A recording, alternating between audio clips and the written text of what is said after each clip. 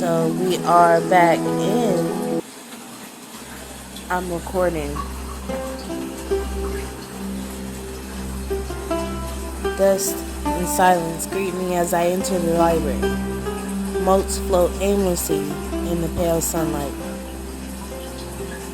Tickles of warm, familiar magic look against my skin, welcoming me further in. Azura, how did I not notice it before? Was I so preoccupied with investigating Julian's death I missed it? Fine. Do you think there's something in here, False? Fine.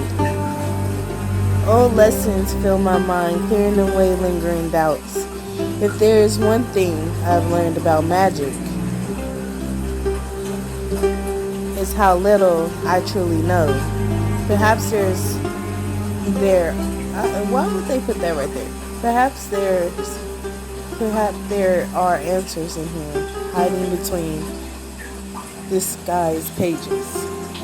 As I feel magic settle around me, gently guiding me towards the shelf, 2 books stand out from the rest. I can feel my master's touch on each spine. But which one do I pick? The big tattered tome or the elegant purple codex? I'm gonna put the elegant purple codex. I pull the thin, elegant codex from its place between arcane magical theories and obscure mathematics.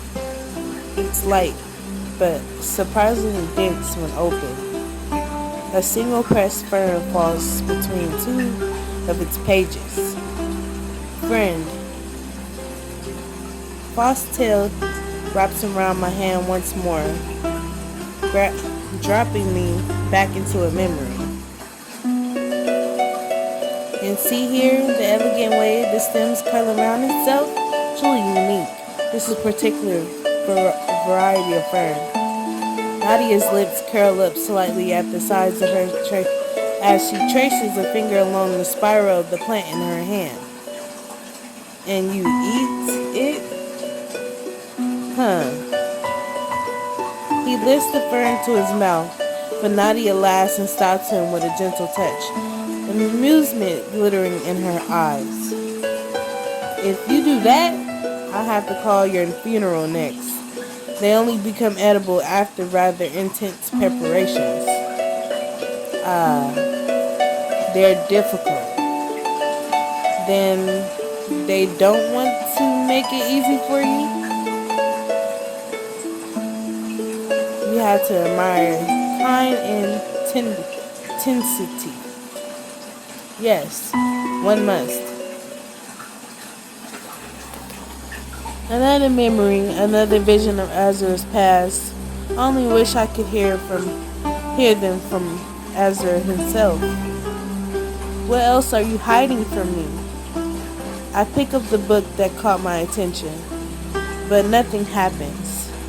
A bookshelf in the far corner calls to me, beckoning me closer with the little whispers of Azura's magic.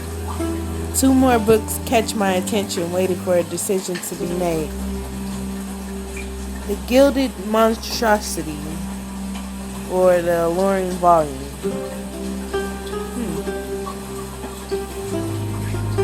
I already picked something nice earlier. I think I might go with the Gilded Monstrosity.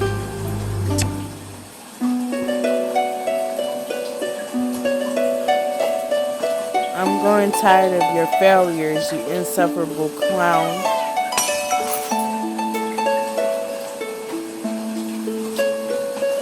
Is he throwing another fit? Azura pauses in the hallway to listen to the commotion happening up the stairs, lips twitching in silent laughter. If you just let me...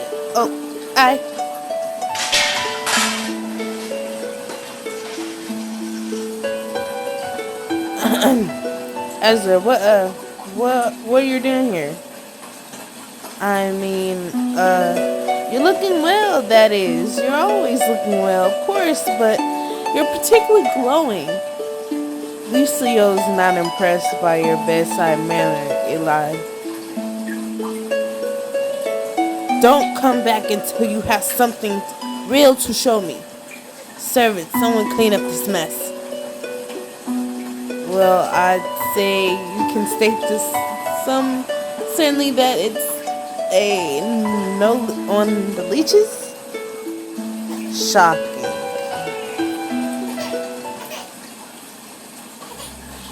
It's easier than time to drop into a memory. I feel as if I'm starting to get used to the strange magic. Here. Paul slithers onto Julian's desk and looks expectant at me. She nudges her head against a final book, one oversized red tome covered in dust. I walk over to the desk and run my hand over its cover, revealing its title.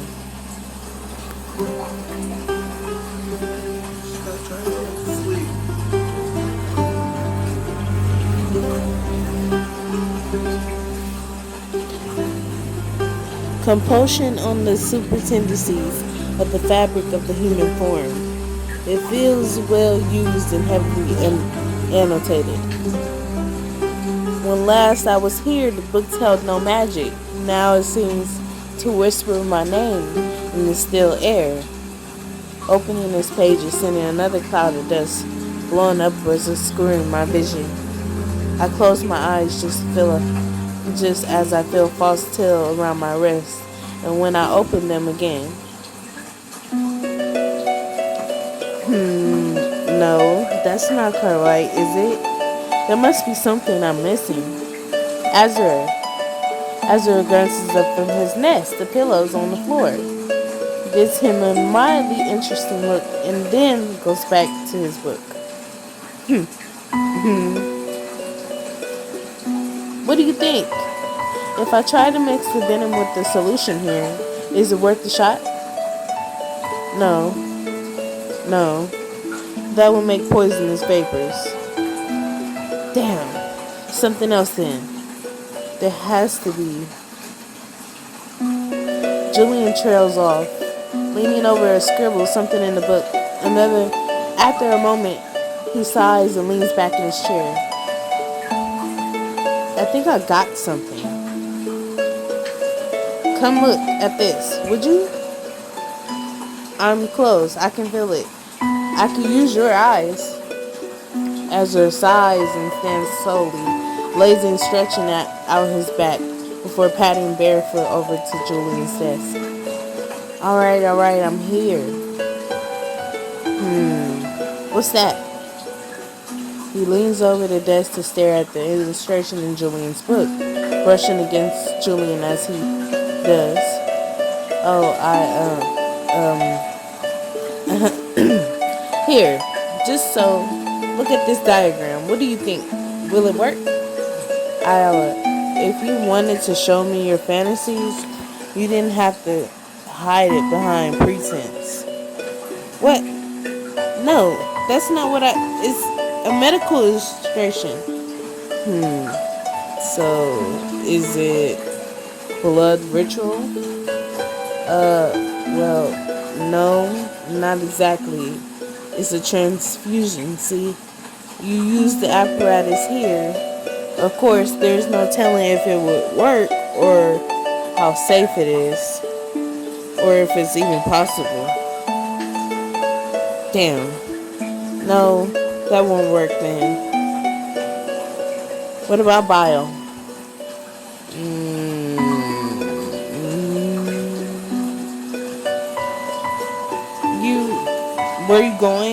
Where are you going?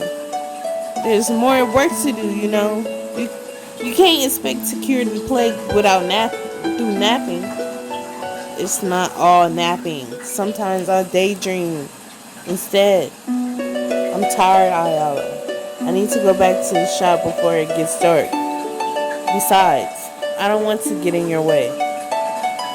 I'll walk you home then. What? and interrupt your very important studies, I'll be fine on my own. Really.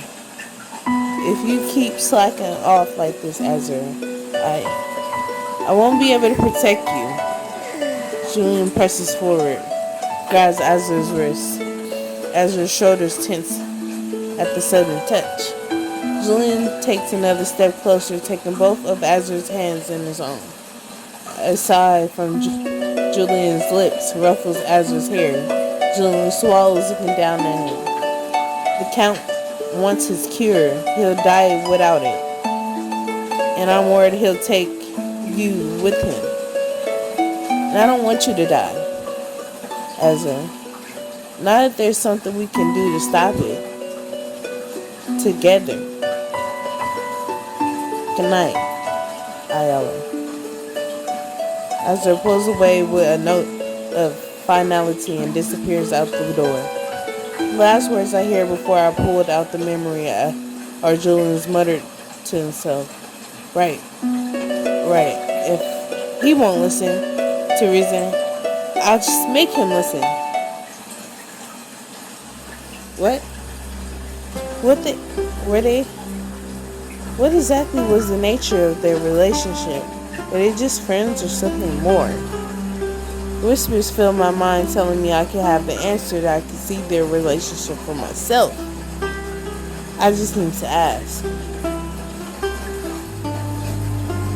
I don't have 150 coins, you guys. As you see, I only have 45. So I'm just going to say I don't need to know. Which I don't, because I know their relationship already, because I already read the book. But you guys don't, if you guys haven't read it yet. So we're just going to go ahead, like I said, and go ahead with I don't need to know. It's none of my business. What matters is the present, and it's clear they're no longer involved. I turn away from my desk and glance out the window. Late afternoon light fades to dust as the sun sets on the distant horizon, casting the libraries in long shadows. It's clear. It's nearly night now. Down in the garden fountain, as it could be waiting for me. I spare one last glance to the library and lock the door once more, heading towards the sound of the babbling water. So I'm going to continue on into chapter 3 for you guys instead of cutting it off on this video. So I'm kind of not tired and I'm putting my daughter to sleep. So chapter 3.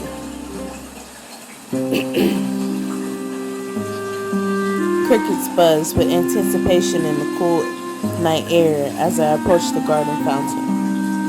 Questions fill my mind. I feel like the more I know, the less I understand. I can only hope speaking to my master will help. Sailing on the lip of the fountain, I gaze down into the placid water, pull the emerald necklace from my pocket, hold it above the surface, prepared to drop it into the pool once more.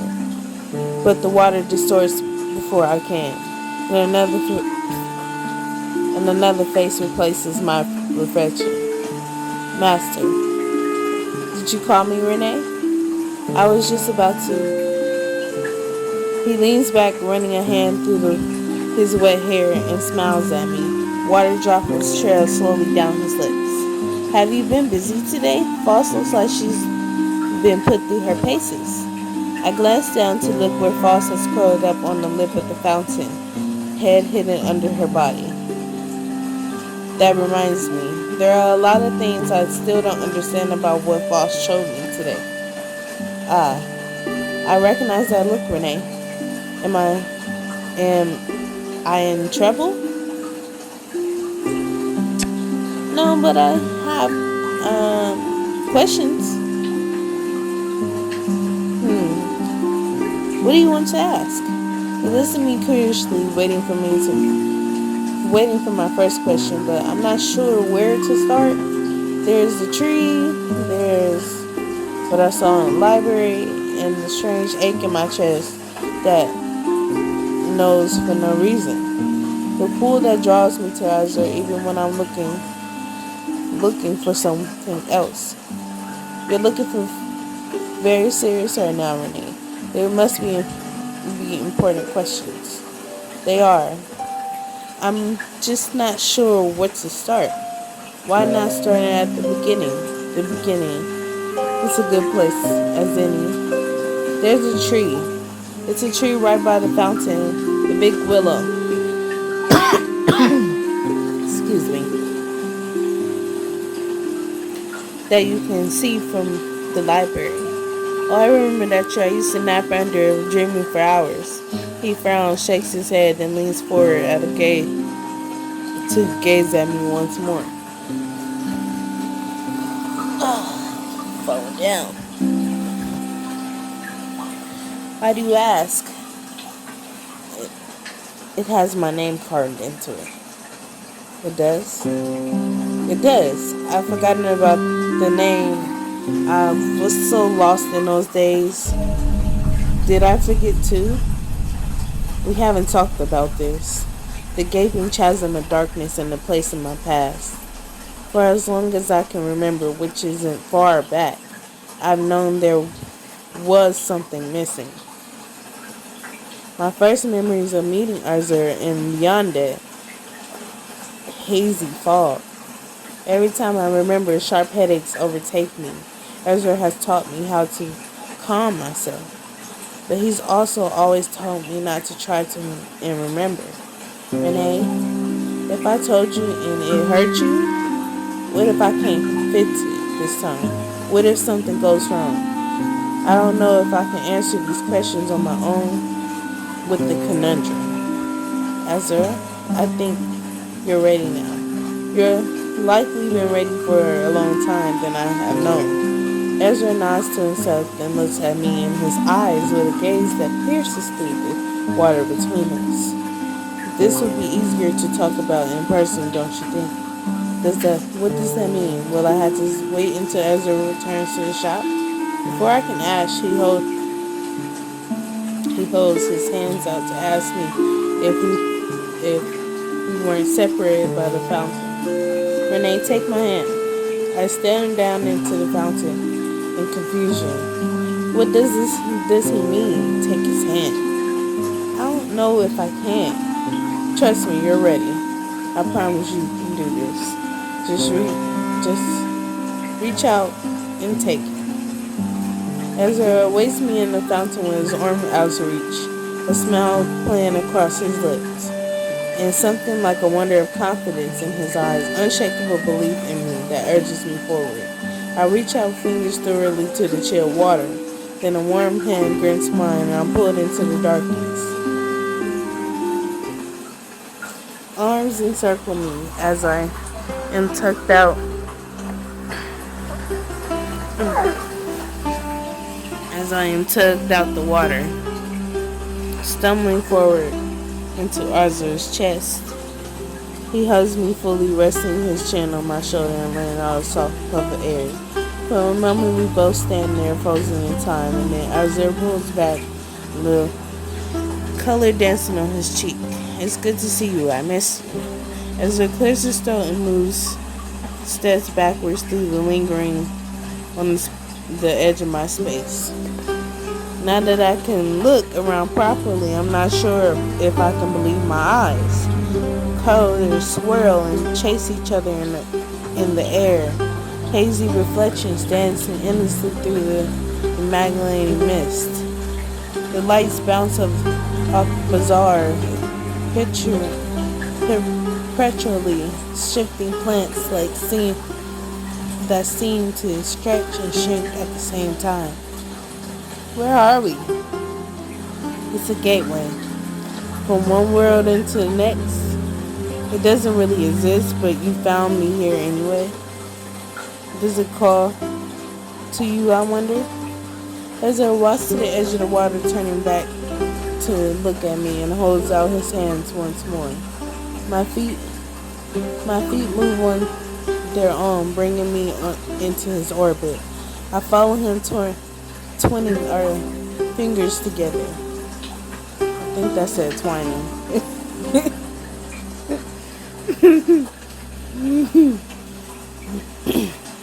There's so many things I could show you here, or things this place could show us. I wonder what it has in store for us. Just keep a close eye to me, Renee. We wouldn't want you getting lost. Ezra winks at me and then takes a step into the water instead of sinking down into it.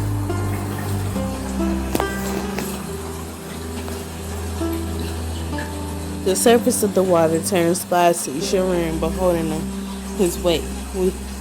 He grins and then hugs and tugs me into the water, too. I wobble a little bit and then regain my balance. Below us, suddenly the pool seems to have fathomless depth. Strange luminous shapes swarm under our feet, lighting up as we take slow steps in the sky. Stars echo the beating rhythm. Alright, let's try this then. But if you start getting a headache, I need to tell you, you should be careful. Why? Because if you force your memories too much, you'll hurt yourself, maybe beyond repair. Ezra's fingers squeeze mine a little tighter as we walk further into the oasis. Out of the corner of my eye, I see a shadow lingering into the lush foliage, but when I turn to look at it, there's nothing there. I thought this place might have those answers, a place where reality isn't reality. There's so much to learn here. Ezra lets out a sigh and stops. Turning to face me, his hands slide up my arms, resting on my elbows as he pulls me closer. But there's a danger, too. We need to tread carefully, especially if we're going to try and get those memories back. If that's something you want. Okay, it says, of course I do, and something doesn't add up.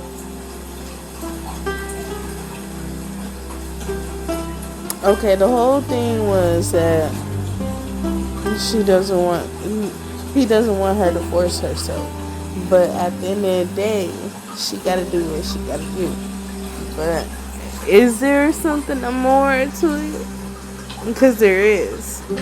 And that's what I'm gonna say. Something doesn't add up. As he turns to look at me, eyebrows knit together as he searches my face for something. He must see it because he nods to himself. What doesn't, Renee? Why wouldn't you tell me this sooner? Why wait until now? Why wait until I back you into a corner? Maybe I tried to tell you already, and maybe I discovered I made the worst kind of mistake. Did you? Yes. A few times. As he bends down to dip his hand into the water, passing through the thin barrier without effort. A few fish come to greet him, wiggling into excitement and glowing pink. He smiles, letting them investigate. It's a messy story, honestly. The first time I tried to trigger your memories, you went catatonic. There was nothing I could do, and I tried a lot. He sighs, pulling his hands out of the water, and drops the set, then sprawling out in front of him. He cranes his head up into the stars, watching them oscillate in endless color, and then speaks again. So I think the memory is away, whatever trick cascade, and you went back to normal. And then I tried again, and it was so hard. I kept keeping secrets from you. I just wanted you to know, but it broke you again. And every time I tried to tell you in a different way, and every time it went wrong, and I didn't know what I was gonna do wrong. Maybe you just weren't ready, or maybe I just wasn't strong enough to do it alone.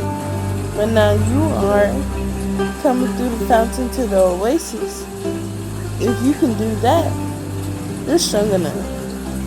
Which reminds me of something actually. Azure gets up and wanders to the wobbly purple blush in the edge of the water, trailing his fingers over to the leaves. It's about you calling the master.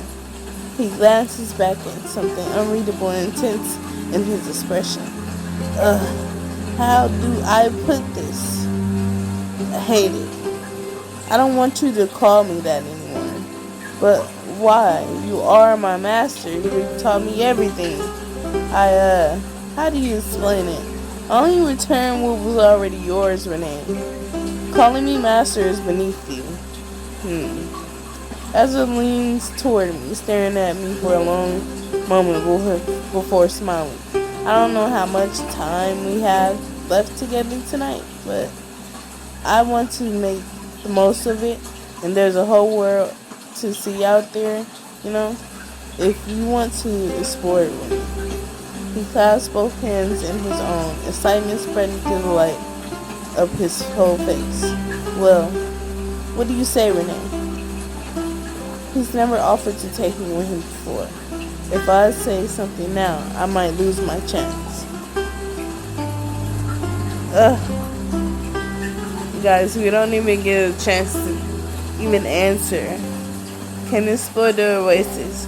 We'll do it next time in the, I think 2 chapters down we get to explore the oasis either way. Because we'll be running for our lives. But I'm gonna say it. I should head back if I'm going from the palace too long. You can't have Nadia mad at you. She's a foursome foe, isn't she? Now that you come here once, I'll tell you, be able to return whenever you want, if you ever want. Ezra doesn't let go of my hands. A fluffy blue bug floats by and then lands on our joined fingers, chittering. Thank you. Why are you thanking me? You took my hand into the fountain. What could it mean, I wonder? Renee.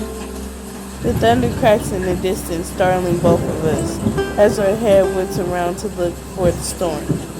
I've never seen it rain here before. I wonder what it feels like. He drops his hand and pulls it back a little, obviously eager to explore the strange weather. It's time for you to go, Renee. I don't know what the storm holds. I'll send you home now, and I'll see you soon. See me soon? Before I can get an answer, Ezra's hands presses gently to my eyes and screen my vision. Reality wobbles the air, bending around me as I fell back into the sand. And I sit up at the edge of the mountain and grabs the heart, beating wildly from the strange journey. Boss lifts her head up from the slumber and tilts it at me, blinking in confusion.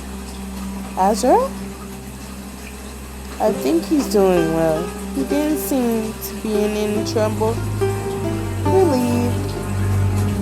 She slithers onto my wrist and curls up there, looking expectantly at me. I begin to walk back to my room, thoughts of Ezra and loud storms swirling through my head. Alright, you guys. And that is it for tonight. We are going to go on to book 4. I think this will be book 4. I think maybe tomorrow. It might be a couple of days. Again, I have kids.